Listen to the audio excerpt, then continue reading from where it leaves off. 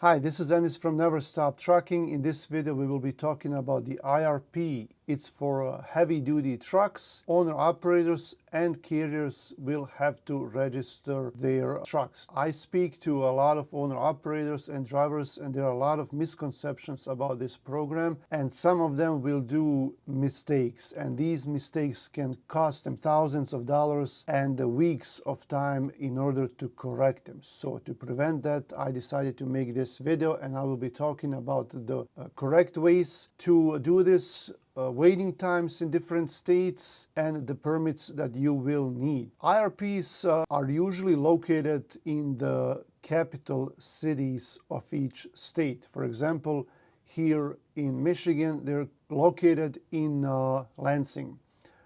In Illinois, they will be located in Springfield, Illinois. In Texas, it will be located in Austin, Texas. Before COVID, we used to be able to go to the IRP offices and do everything in person. And it would be the best and fastest way to finish this. And then also some drivers, especially drivers that are not that good with English, will feel more comfortable when talking to someone in person at the office. Nowadays, after COVID, most of these offices are strictly online, and you have to apply for a new account if you don't have one, and you have to finish everything online, upload paperwork, fill out forms and all of that, and a lot of drivers will have trouble with this. Like I said, you can choose to go with a carrier, but I recommend that you get this registration on your own if you're an owner operator, because no matter where you go, your registration will follow you. It will be in your name, and you can update stuff on your own when you want. The waiting times in most states are between 2 and 8 weeks. If you apply, for example, in Minnesota or in California, even in Texas, they will tell you that it might take 2 to 3 months in order to get your new account running. It's different if you already have an account and you're trying to add a new truck to your fleet. That will usually take maybe only days. But if you're applying for a new account, they will say it will take few months. In most cases, that's not true. It will be done faster, but they just say it because they have so many people applying. The most important thing in order to get these permits fast is to double and triple check everything when you submit all the information, because if there is one little mistake, they can be very, very strict. For example, New Jersey and Pennsylvania, you make a little mistake, you will have to go back and come back next week, or sometimes they will open at noon, sometimes they will close earlier, so you never know. So it's very important that everything is filled out correctly. Before you apply for the IRP, you will have to have a US DOT number from your company if you have one, or if you're leasing on to someone, you have to have their US DOT number, because that's the carrier that's going to be responsible for the safety, and they will list that on your cab card. You also have to have their EIN number, so make sure you have that ready. Also bear in mind that once you register your truck, then you can get the permits from Kentucky and New Mexico and New York.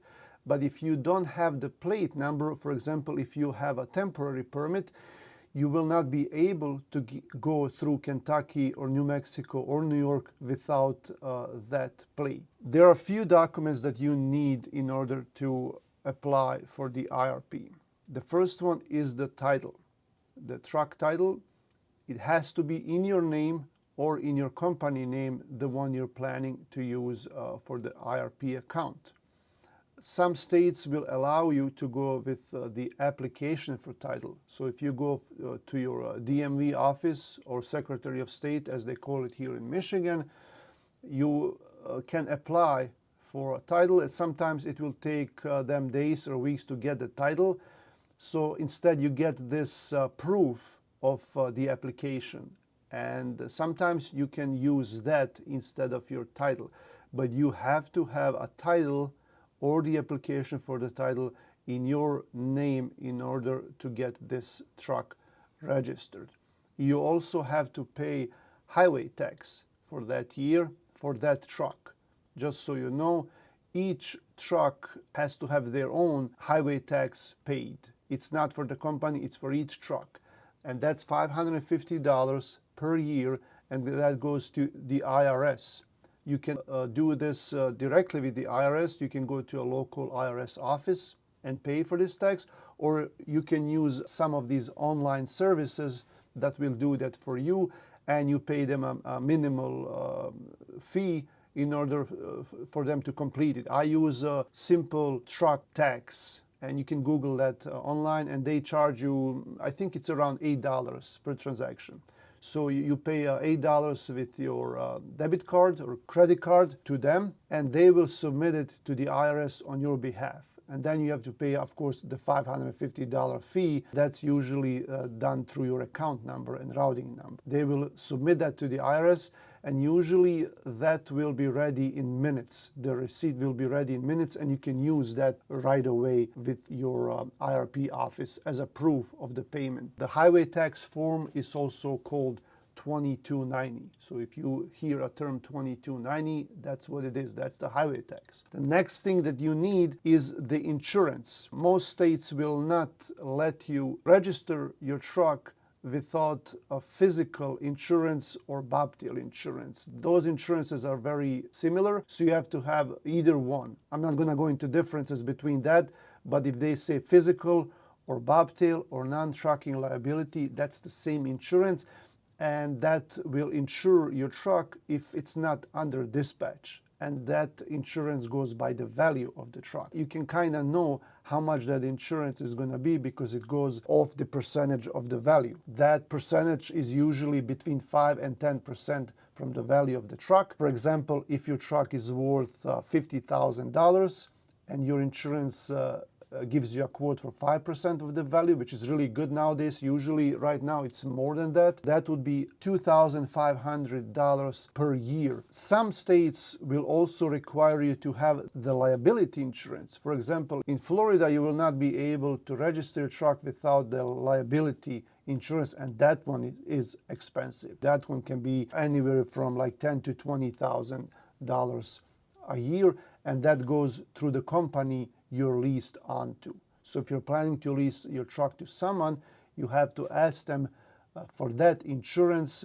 before you register the truck. Keep in mind, this truck will be on that insurance this whole time, and the process for the registration can take sometimes weeks. And this truck will be on the insurance policy, therefore you will be expected as an owner-operator to cover those fees. The next thing that you need for the IRP registration is the lease agreement. If you're leasing your truck onto someone, you will have to have that. Let me correct myself. You are going to be leasing that truck no matter what. Whether you drive for yourself, if you have your own company, or if you're leasing onto anyone else, you have to have that lease agreement. If you have your own company, you'll sign a lease agreement with yourself. It sounds weird, but that's how it works because they will ask for that. So you will sign that agreement with your company or with someone you're leasing onto, and they will need that in order to register that truck. Some states, I think New Jersey requires DOT inspection, the annual inspection for the truck, and some other states may require that as well. Once you get your online account approved, then you can log in and start the procedure for this truck. In Michigan, they're very helpful. Every time I call them, they always answer the phone and they always help, and they can expedite the process if you need something really urgent. Other states are not as nice, so it depends on that state that you are in. So in Michigan, you get the 30-day temporary permit, and you can drive with that. You can put it on your windshield, and you can go anywhere, and you have a proof that you're registered in all states. And once you get your plates, then you can just put that on your truck. This is also called apportioned cab registration. Why apportioned? Because some portions of that fee of $2,000 a year will go to each state, and that includes Canada as well. You will be registered in Canada, but that doesn't mean that you can go to Canada unless you have other permits for that. Let's say you're in Michigan and you pay your fees to Michigan, not all of that goes to Michigan. That's why all states will have very similar fees. It's going to be around $2,000 or a little bit less per year. They divide it out to different states, and that's why you are registered in all of those states, because eventually all those fees will be paid to all states as well. So here are some tips for the IRP. Make sure you don't apply for intrastate plates at your local DMV office. Michigan calls it Secretary of State, but most people know what DMV is. We had a couple of people that did that. One guy did it in Texas a few months ago. A few weeks ago, one guy did it in Wisconsin. You go to your DMV to get the title, and then they say, hey, by the way, do you want to register the truck? And you don't know anything about the IRP or the way it goes. You just tell them, yeah, sure, while I'm here, let's do that. So I know that the guy in Texas paid around $400.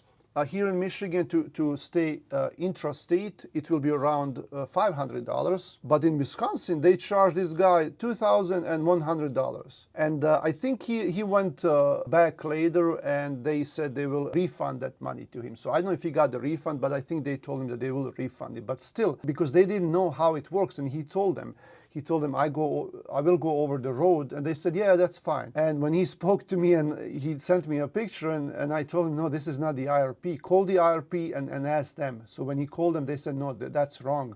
You have to have ours. Make sure that you don't do that same mistake. You have to go to the IRP if you want to drive over the road. Here is another tip. In Michigan, you have to have trip reports for each trip that you do while on that program. I'm not sure about other states, but I assume they have a similar thing, and no one will tell you.